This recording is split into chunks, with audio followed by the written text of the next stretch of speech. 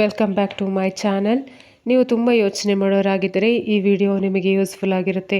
ಕೆಲವರು ಹೊರಗೆ ನಗುತ್ತಿರುತ್ತಾರೆ, ಆದರೆ ಒಳಗೆ 1000 ಯೋಚನೆಗಳ ಜೊತೆ ಓಡಾಡುತ್ತಿರುತ್ತಾರೆ.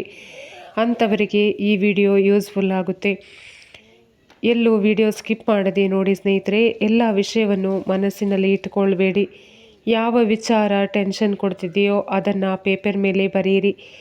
ಮನಸ್ಸು ಶಾಂತವಾಗುತ್ತದೆ. ನೆಗೆಟಿವ್ ಯೋಚನೆಗಳು ಬಂದಾಗ ಇದು ನಿಜಾನಾ ಅಥವಾ ನನ್ನ ಭಯನಾ ಅಂತ ಕೇಳ್ಕೊಳ್ಳಿ. ಹೆಚ್ಚಿನ ಓವರ್ ಥಿಂಕಿಂಗ್ ಭಯದಿಂದಲೇ ಬರುತ್ತದೆ. ಬ್ಯುಸಿ ಆಗಿರಿ.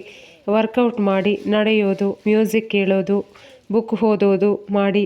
ಖಾಲಿ ಮೈಂಡ್ ಹೆಚ್ಚು ಯೋಚಿಸ್ತದೆ. ರಾತ್ರಿ ಹೆಚ್ಚು ಯೋಚನೆ ಬಂದರೆ ಫೋನ್ ಸೈಡಿಗೆ ಇಡಿ, ಮ್ಯೂಸಿಕ್ ಕೇಳಿ, ದೀರ್ಘವಾದ ಉಸಿರು ತೆಗೆದುಕೊಳ್ಳಿ.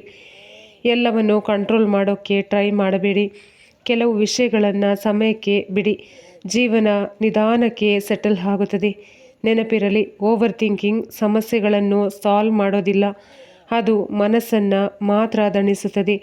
ಇಂದಿನಿಂದ ಒಂದು ನಿರ್ಧಾರ ಮಾಡಿ, ಹೆಚ್ಚು ಯೋಚಿಸೋದಕ್ಕಿಂತ ಹೆಚ್ಚು ಬ್ಯುಸಿ ಆಗಿರುವಂತೇನೆ ಎಂದು. ನಿನ್ನ ಆತ್ಮದ ಶಾಂತಿ ಕೂಡ ಮುಖ್ಯ, ನಿನ್ನ ನಗು ಕೂಡ ಮುಖ್ಯ. ಓವರ್ ಥಿಂಕಿಂಗ್ ಬಿಡು, ನಿನ್ನ ಜೀವನವನ್ನು ಸ್ವಲ್ಪ ಎಂಜಾಯ್ ಮಾಡು. ಈ ವಿಡಿಯೋ ಇಷ್ಟವಾದರೆ ಲೈಕ್ ಮಾಡಿ, ಶೇರ್ ಮಾಡಿ ಸ್ನೇಹಿತರೆ. ಧನ್ಯವಾದ.